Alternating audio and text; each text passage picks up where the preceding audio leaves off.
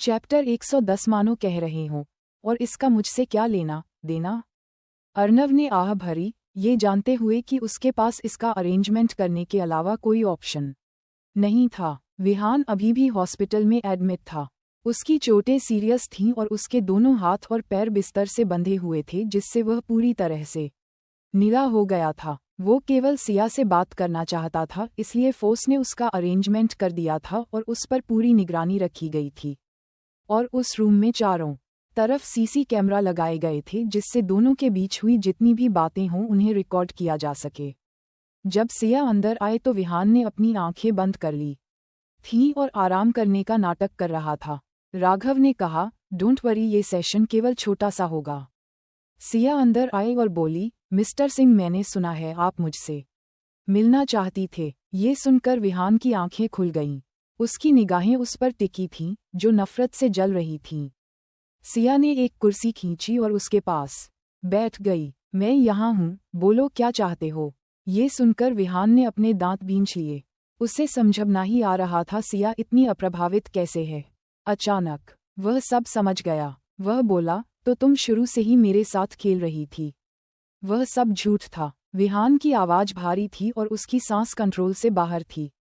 हाँ, सिया ने बिना किसी हिचकिचाहट के एक्सेप्ट किया। मैंने तुमसे कांटेक्ट किया क्योंकि मैंने तुम्हारा गीतिका को टॉर्चर करने वाला वीडियो देखा था। गीतिका ने एक बार मेरी मदद की थी। ये सुनकर विहान के चेहरे पर एक कड़वी हंसी आ गई। अगर ये सब झूठ था तो तुमने पहले जो कहा था वो भी झूठ था। तुम्हें खतरा पसंद नहीं है ना? उसकी आवाज तेज हो गई। उसका शरीर गुस्से से कांपने लगा। तुम्हें तो बिल्कुल भी रोमांच की चाहत नहीं है। तुमने मुझे धोखा दिया है। वह अपने बंधनों से जूझ रहा था। ऐसा लग रहा था जैसे दर्द से सुन्न हो गया हो। उसे धोखा दिया गया था।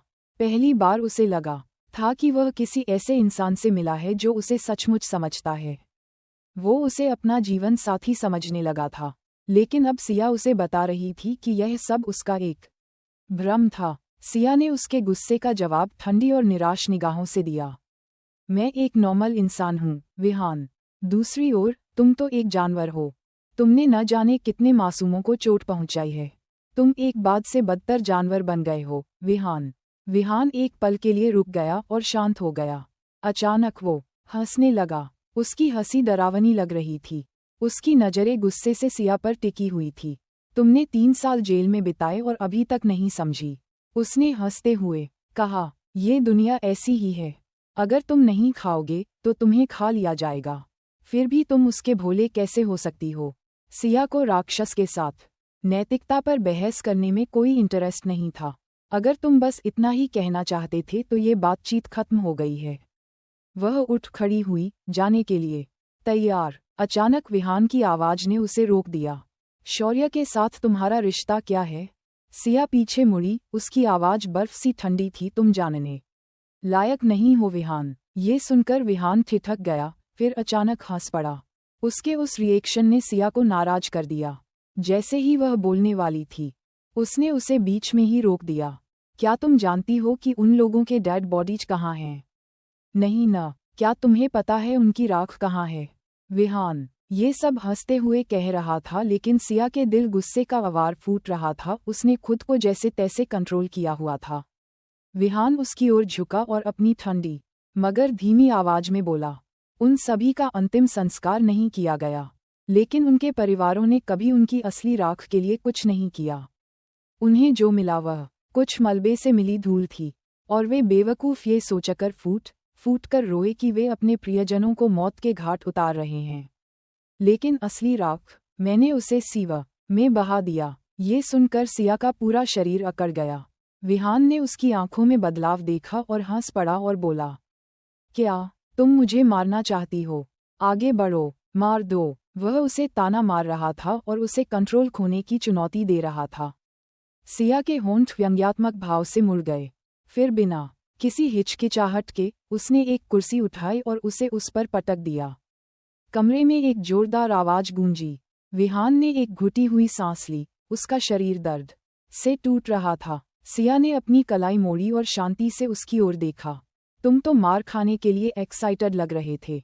मैं तो बस तुम पर एक एहसान कर रही हूँ। एक और चाहिए बताओ। तुम्हारी ये इच्छा भी पूरी कर देती हूँ अभी। विहान पहले से ही सीरियसली घायल था और सिया ने जरा भी पीछे हटने की कोशिश नहीं की। उसने सिकुड़ने की कोशिश की, लेकिन उसके हाथ पैर बंधे होने के कारण ये छोटा सा काम भी उसके लिए पॉसिबल नहीं था।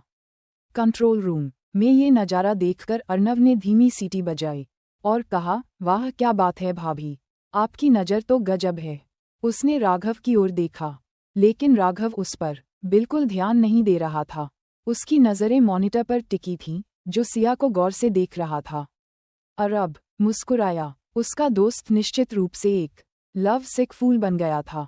दूसरी ओर विहान को बुरी तरह पीटने के बाद सिया का मूड काफी हल्का हो गया। उसने अपनी कलाई को घुमाया, उसे फैलाया और कहा, जब से मैंने वे वीडियो देखे हैं तब से मैं ऐसा करना चाहती थी।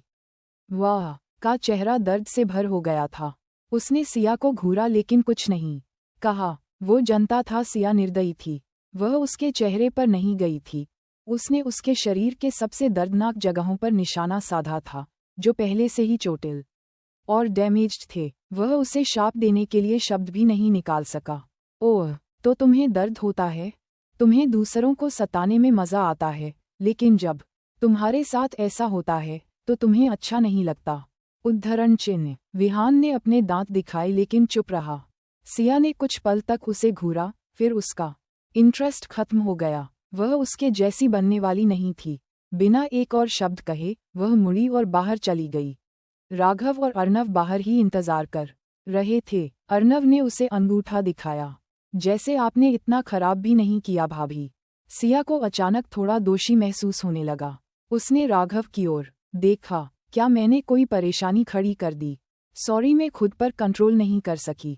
ये सुनकर राघव ने उसका हाथ लिया और धीरे से उसकी कलाई की मालिश की। तुम्हें अपने हाथों के अलावा किसी और चीज़ का इस्तेमाल करना चाहिए था। अगली बार मैं तुम्हें किसी को हर्ट पहुंचाने के और भी अच्छे तरीके सिखाऊंगा। उसकी आवाज़ पूरी तरह सीरियस थी।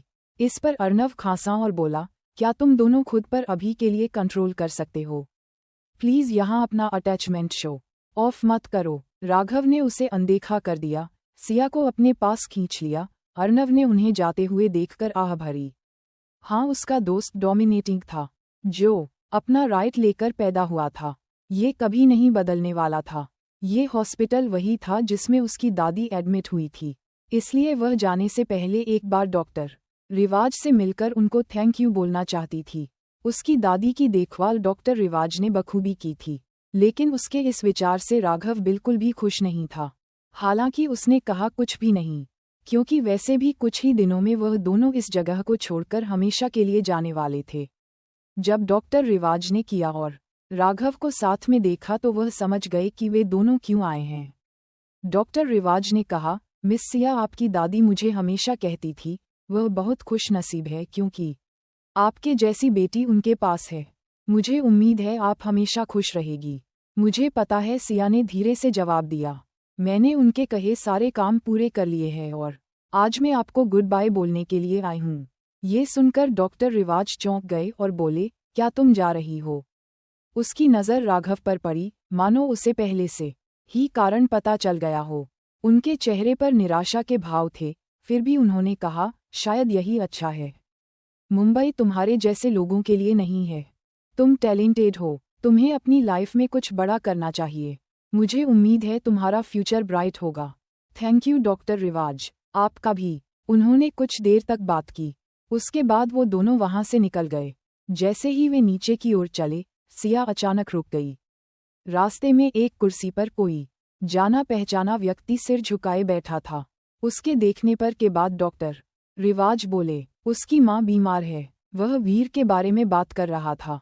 सिया को पहले से ही सुप्रिया की बीमारी के बारे में पता था। डॉक्टर रिवाज ने बताया, उन्हें एक ट्यूमर, हालांकि अभी तो छोटा है लेकिन उसके बढ़ने की संभावना ज्यादा है। वह सिया के मल्होत्रा परिवार के साथ अतीत के बारे में जानता था। ये सुनकर सिया ने अपने होंठ थोड़े से भींच लिए। इसके बजाय वह मुड़ी और राघव के साथ चल दी। घर के रास्ते में उसने अचानक कहा कि मैं अपार्टमेंट मल्होत्रा परिवार को वापस दे रही हूँ। वह जिस आलीशान अपार्टमेंट में रह रही थी वो उसे कबीर ने उसे दिया था। उस समय शायद उसने भी नहीं सोचा होगा कि मल्होत्रा परिवार का अंत इस तरह होगा।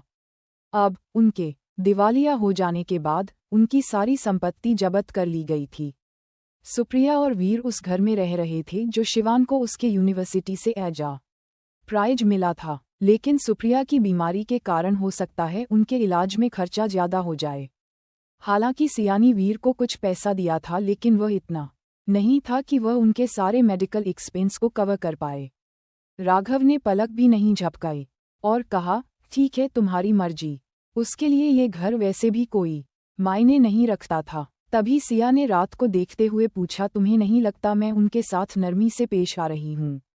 नहीं, तुम सही हो, राघव ने बस इतना ही कहा, लेकिन हकीकत वह जानता था कि जो कुछ भी मल्होत्रा पर परिवार आज झेल रहा है वह सिया ने जितना झेला उसका 1% भी नहीं था। हकीकत ये थी कि मल्होत्रा परिवार परिवार कहलाने लायक नहीं था। वह माता पिता या भाई बहन किसी भी रिश्ते को निभाने में हमेशा ही फैल रहे थे। उन्हें बदले में दया की उम्मीद करने का कोई अधिकार नहीं था। लेकिन राघव ये भी नहीं चाहता था कि सिया इस पर ज्यादा सोचे, इसलिए उसने बस इतना कहा, ये तो बस छोटी छोटी बातें हैं, जो भी तुम्हें मन की शांति दे वो करो। सिया मुस्कुराई। राघव को हमेशा पता रहता था कि क्या कहना है।